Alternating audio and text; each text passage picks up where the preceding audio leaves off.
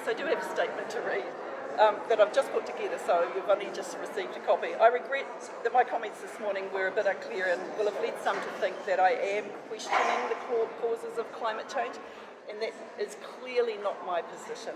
I accept the scientific consensus that human-induced climate change is real, and there is a need to curb greenhouse gas emissions. We are seeing the impact of climate change in the cyclone that's devastated so much of New Zealand. That's why National is committed to New Zealand achieving its greenhouse gas emissions reductions targets, including net zero by 2050. Is this what you believe, or is this what you've been told to say? These are my words. We are deeply supportive of being net carbon zero by 2050. Have you been told to say that? I have not been instructed to say this at all. Why did you say that? Why did this morning did you say that you need evidence that humans are contributing to climate change then?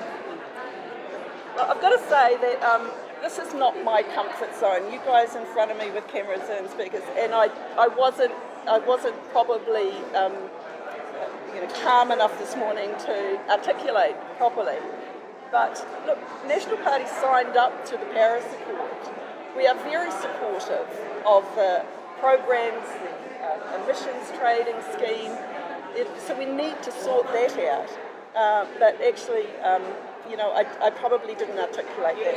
Have you undermined your party by your comments this morning? Yes, I probably have, and I have apologised to the leader for doing that. Can you clarify your comments on Auckland flooding? You said that it was caused by the trees that hadn't been I pruned. used an example of the damage that is done. Do you accept that it was the record rainfall that caused the flooding in Auckland? Oh, there's lots of things that have contributed to the impact of the storms, absolutely. And I think that's a real lesson for us in how we plan for resilience in these types of events. And as I said this morning, back-to-back cyclones on the West Coast in 2018, and that taught us a huge amount of lessons. Just on needing that evidence from, just on that. You were asked a yes or no question. Did you believe in human-caused climate change? And you didn't say yes. Why? Well, I'll say yes now. Well, but why did you say it this morning? Look at it.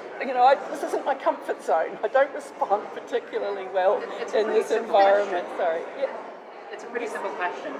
How are people supposed to believe that this morning you were waiting for evidence and now you accept the cause of that humans are causing climate change? Why should people believe that this is your genuinely held belief when you couldn't articulate that this morning? I'm not waiting on the evidence. The Regional Council's waiting on the evidence, but the evidence that we've I'm waiting on the evidence from the Minister to the Regional Council. Why is the IPCC report not enough for you that climate change is caused by human action? Why do you need to be personally delivered evidence by the Climate Change Minister? Why can't you Google literally any one of the multitude of studies? Look, I've made my comment.